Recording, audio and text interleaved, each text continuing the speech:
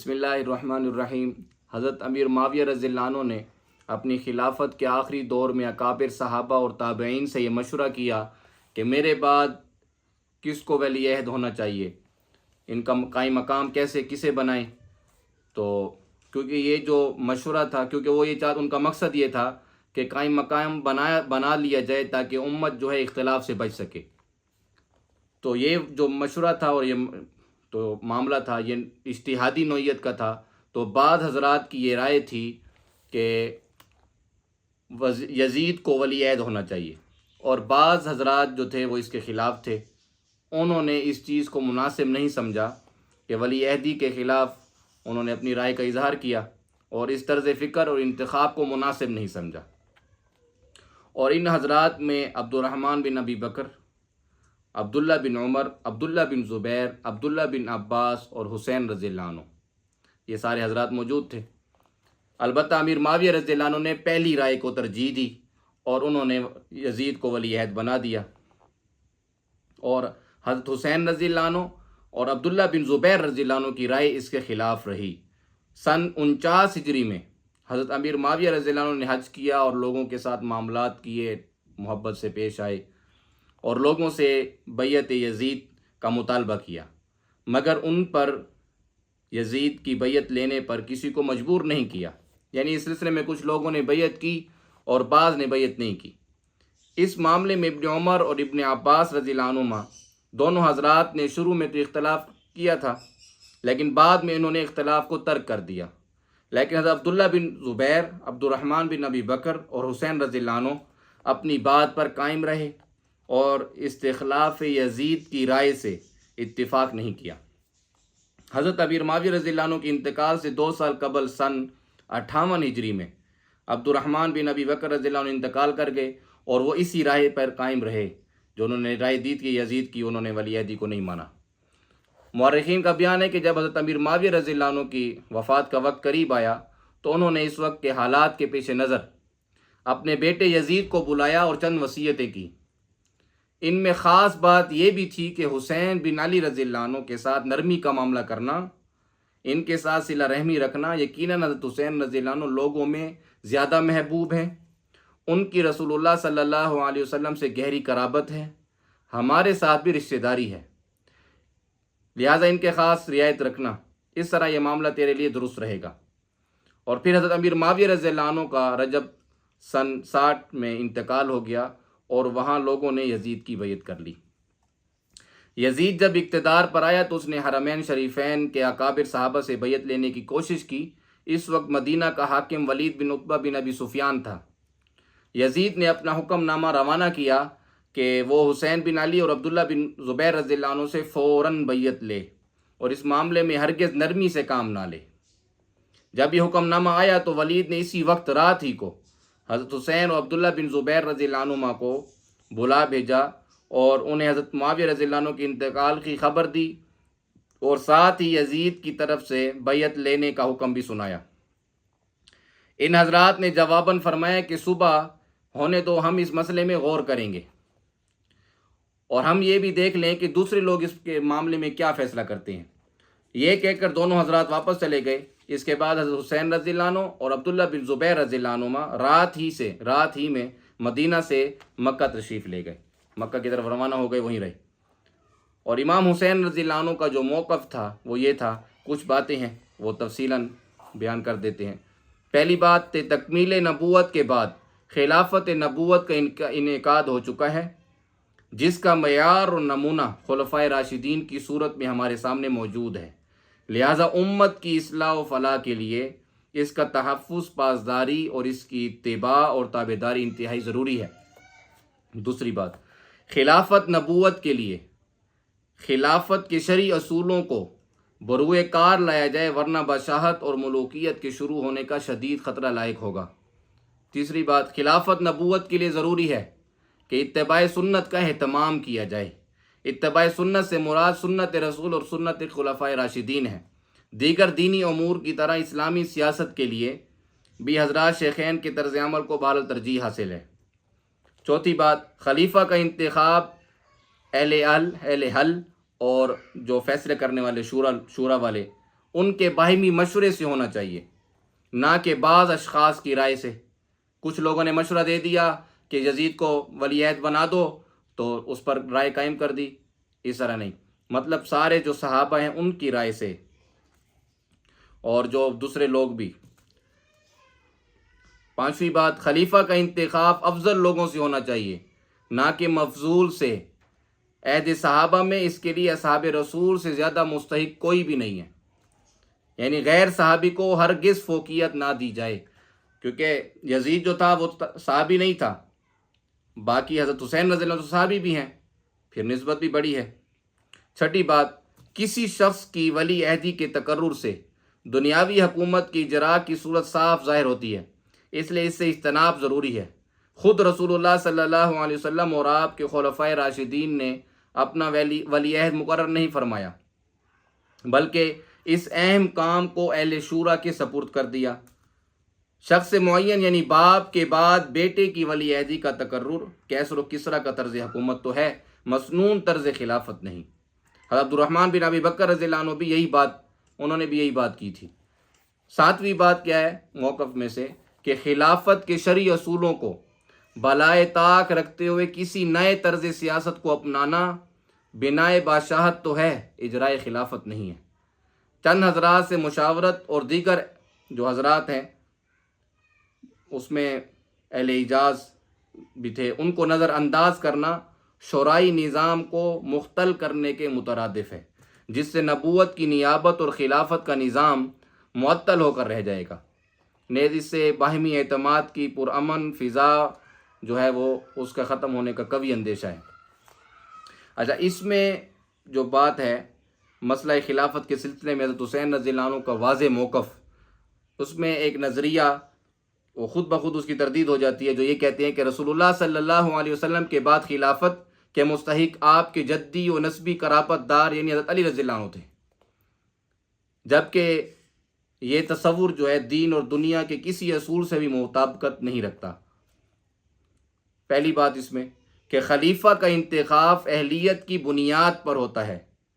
نسب اور قرابت پر نہیں۔ نسبی قرابت کی ترجیح مالی وراثت میں تو ہو سکتی ہے، لیکن خلافت میں نہیں ہو سکتی۔ دوسری بات، اگر بالفرض اس نظریے کو لے بھی لیا جائے کہ رشتہ داری کے اندر سے خلیفہ ہونا چاہیے،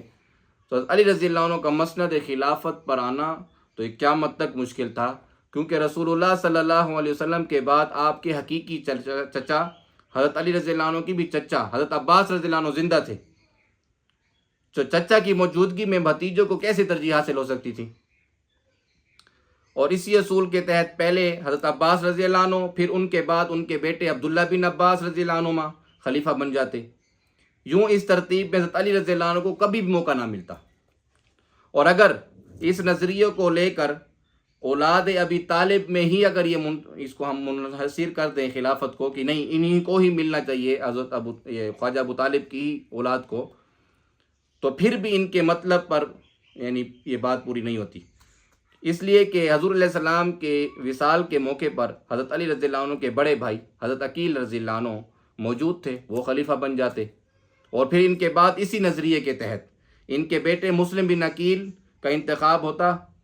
ٹھیک ہے۔ یوں حضرت علی رضی اللہ عنہ کا خلیفہ بننا ممکن نہیں تھا کبھی بھی۔ اور اس کے بعد جو ہے آٹھواں جو موقف تھا حضرت امام حسین رضی اللہ عنہ کا، کہ یزید علم اور فضل اور تقوی و طہارت کی اس معیار پر بھی پورا نہیں اترتا جو خیر القرون کا ترا امتیاز ہے، اس لیے خلافت کے لیے اہل تقوی ہی کو بہرحال ترجیح حاصل ہے۔ نویں بات، اور یزید کی حکومت اس لیے بھی قابل قبول نہیں کہ مذکورہ شرعی اصولوں کے برخلاف ہونے کے ساتھ ساتھ اس میں بعض کوتاہیاں جو فسق کے درجے میں تھی ظاہر ہو چکی ہیں، بعد ازاں اسی کی وجہ سے اس کے خلاف اٹھنا ان کے نزدیک جائز ہوا، جیسا کہ ابن خلدون نے اس کی تصریح کر دی ہے کہ اسلامی سیاست اور خلافت سے متعلق حضرت حسین رضی اللہ عنہ کا یہ وہ واضح موقف تھا جس پر آپ ہمیشہ قائم رہے اور اسی کی پاسداری میں عظیم قربانی پیش فرما کر عند اللہ ماجور ہوئے۔ اور حقیقت یہ ہے کہ امام حسین رضی اللہ عنہ کی نگاہ بصیرت اسلامی نظام سیاست میں پڑنے والے اس رخنے پر تھی جو بظاہر معمولی اور لائق برداشت معلوم ہوتا تھا، مگر وہ یہ سمجھتے تھے کہ اس وقت کا معمولی انحراف تھوڑے سے ہی وقت کے بعد نہایت منفی انداز میں برآمد ہوگا، لہٰذا ابھی سے اس کا سد باب ضروری ہے۔ اس کے لیے انہوں نے جان کی پرواہ کیے بغیر ایک سیاسی موقف اختیار فرما لیا اور اسی کے متعلق کسی کی نصیحت و فرمائش کو خاطر میں نہ لائے۔ تو حضرت حسین رضی اللہ عنہ کا یہ موقف تھا اور اسی پر وہ قائم رہے، کیونکہ وہ خود مجتہد تھے اور اس لیے ان کے اوپر کوئی بھی وہ نہیں آتا کہ انہوں نے جو ہے ایک اجتہاد کیا، خود وہ بہت بڑے مجتہد تھے، اللہ رب العزت نے علم دیا تھا ان کو۔ تو حضرت حسین رضی اللہ عنہ کے خروج کے اسباب جو تھے وہ ایک تو اس میں یہ ہے کہ اللہ رب العزت کائنات کے رب ہیں، جس چیز کا ارادہ کر لیں وہ ہو کر رہتی ہے، اس کے حکم اور قضاء کو قدر کو کوئی رد نہیں کر سکتا، جو تقدیر میں لکھا ہے وہ ہوگا۔ اللہ اپنے حکم کو نافذ کر کے رہتا ہے، اگرچہ سب کے سب لوگ اس کے روکنے پر اتفاق کر لیں، کیونکہ صحابہ روک رہے تھے لیکن تقدیر میں یہی تھا تو اس لیے ان کا جانا ہوا۔ اور دوسری بات اس میں اقتدار کو شورا سے موروثی بادشاہت میں تبدیل کرنا۔ حضرت امیر معاویہ رضی اللہ عنہ نے جن شرائط پر حضرت حسن رضی اللہ عنہ کے ساتھ صلح کی تھی، ان میں سے بقول ابن حجر ہیثمی یہ تھی کہ امیر معاویہ رضی اللہ عنہ کے بعد مسلمانوں کی خلافت کا مسئلہ ان کی مشاورت سے حل کیا جائے گا۔ حضرت حسین رضی اللہ عنہ کے نزدیک حضرت امیر معاویہ رضی اللہ عنہ کا اپنے بیٹے یزید کو ولی عہد مقرر کرنے کی کوشش کرنا انتقال اقتدار کے بارے میں اسلام کے نہج کے مطابق نہیں تھا، مگر اس کے باوجود انہوں نے ان کے خلاف خروج کرنے کا نہیں سوچا تھا، اس لیے کہ وہ ان سے خلافت کی بیعت کر چکے تھے اور انہوں نے اس عہد کی پاسداری کی۔ مگر ان کی وفات کے بعد صورتحال تبدیل ہو گئی۔ حضرت حسین رضی اللہ عنہ نے یزید سے کوئی ایسی بیعت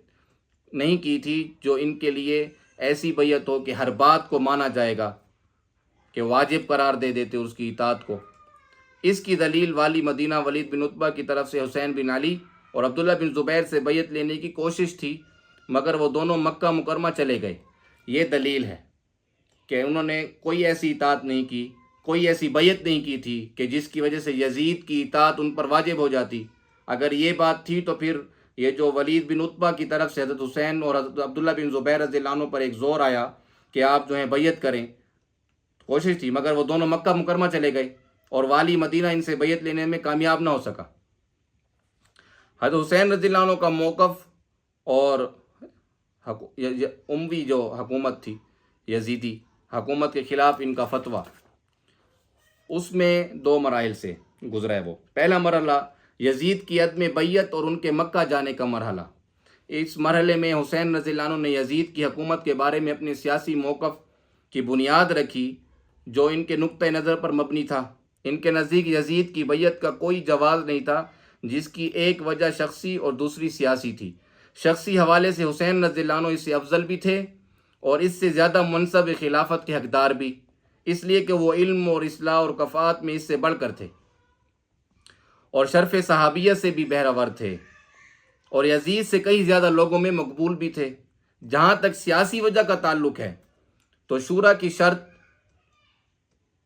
اور طرز خلافت راشدہ معدوم تھی اور اموی حکومت کے تسلط کا خطرہ تھا، اور یہ سب کچھ حکومت کے بارے میں اسلامی نہج کے خلاف تھا۔ حسین بن علی رضی اللہ عنہ کی طرف سے یزید کی عدم بیعت کے معنی یہ تھے کہ اموی حکومت شرعی اور قانونی جواز سے محروم ہے، جس کا یزید بڑی شدت کے ساتھ حریص تھا۔ یزید نے مدینہ منورہ میں اپنے والی کے نام حسین ابن عمر اور ابن زبیر سے بیعت لینے کے لیے لکھا، اور یہ بھی کہ اگر اس کے لیے سختی کرنے کی ضرورت پیش آئے تو اس سے بھی گریز نہ کیا جائے۔ اور دوسرا مرحلہ یہ تھا کہ یہ مرحلہ یزیدی حکومت کے خلاف عملی اقدامات کرنے اور اپنے آپ کو متبادل حکمران پیش کرنے سے عبارت تھا۔ حسین رضی اللہ عنہ عراق روانگی سے قبل کئی مہینوں تک مکہ مکرمہ میں مقیم رہے۔ اسی دوران میں اہل عراق کی خط و کتابت سے وہ اس نتیجے پر پہنچے کہ ظلم کا مقابلہ کرنا اور منکر کا خاتمہ کرنا ضروری ہو چکا ہے اور یہ ذمہ داری ان پر عائد ہوتی ہے، اور یزید نے حکومت کے بارے میں حدود اللہ کا التزام نہیں کیا، اور یہ کہ وہ رسول اللہ صلی اللہ علیہ وسلم اور خلفائے راشدین کے نہج کی خلاف ورزی کا مرتکب ہوا ہے۔ حضرت حسین رضی اللہ عنہ نے اپنی فتوے کی بنیاد شرعی اجتہاد کے تسلسل پر رکھی، اور وہ یہ کہ یزید کی عدالت اور صلاحیت میں شک ان پر عدم بیعت کو واجب قرار دیتا ہے۔ ان کا یہ فتویٰ تھا کہ یزید کی عدالت جو ہے وہ عادل نہیں، اور دوسرا اس کے اندر صلاحیت نہیں، صلاحیت میں شک، اس پر وہ کہتے تھے کہ میرا اس سے بیعت کرنا جو ہے وہ ٹھیک نہیں ہے، بلکہ بیعت نہ کرنا واجب ہے۔ چونکہ حضرت حسین رضی اللہ عنہ نے یزید کی بیعت نہیں کر رکھی تھی اور ان کا شمار علماء امت، سادات امت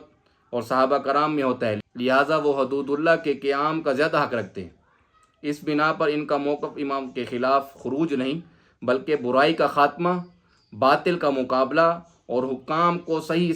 اسلامی راہ پر نئے سرے سے چلانا کہلائے گا۔ ہم یہ نہیں کہہ سکتے کہ حضرت حسین رضی اللہ عنہ جو تھے وہ یزید کی جو حکومت تھی اس کے خلاف اٹھ کھڑے ہو گئے، حکومت کے خلاف کھڑے ہو گئے، باغی ہو گئے، بغاوت کی، بالکل نہیں۔ وہ ایک مجتہد تھے، صحابہ میں شمار تھا ان کا، علماء امت میں سے تھے، تو انہوں نے یہ فتویٰ جاری کیا کہ اس کے خلاف اٹھنا جو ہے وہ حکومت کے خلاف اٹھنا نہیں ہے، کیونکہ اس نے جو ہے صحابہ کی جو خلفائے راشدہ کی اور حضور علیہ السلام کی سنت تھی اس کے خلاف زندگی گزار رہا تھا، اس وجہ سے وہ یہ سمجھتے تھے کہ ان کا نکلنا بہت ضروری ہے۔ اس امر کی دلیل کہ حسین رضی اللہ عنہ اس بات کے حریص تھے کہ یزید کی حکومت کے مقابلے میں ان کا فتویٰ اور سیاسی سرگرمیاں اسلامی تعلیمات اور قواعد سے آہنگ تھیں۔ ان کا یزید کے ساتھ مقابلہ کرنے کے عزم کے وقت مکہ مکرمہ میں قیام سے انکار تھا تاکہ اس کی حرمت پامال نہ ہو اور وہ خون ریزی اور قتل و قتال کے لیے میدان جنگ نہ بنے۔ اسی وجہ سے انہوں نے ابن عباس رضی اللہ عنہ سے فرمایا تھا کہ اگر مجھے فلاں فلاں جگہ قتل کر دیا جائے تو یہ بات مجھے اس سے زیادہ پسند ہے کہ مجھے مکہ میں قتل کیا جائے اور میری وجہ سے اس امت کی حرمت کو پامال کیا جائے۔ اس وجہ سے وہ نکلے تھے۔ تو اللہ رب العزت حضرت حسین رضی اللہ عنہ کے درجات بلند فرمائے۔ وہ ایک مجتہد تھے، علماء امت میں سے تھے، صحابہ تھے، حضور علیہ السلام کے نواسے تھے، اور حضرت فاطمہ رضی اللہ عنہ کے بیٹے، حضرت علی رضی اللہ عنہ کے بیٹے، بہت بڑے درجات والے اور جنت کے نوجوانوں کے سردار، اللہ رب العزت نے ان کو درجات دیے تھے۔ تو ان کا یہ ایک یعنی اجتہاد تھا اور اجتہاد میں ساری بات آ گئی سامنے۔ اللہ رب العزت ہمیں سمجھنے کی توفیق عطا فرمائے۔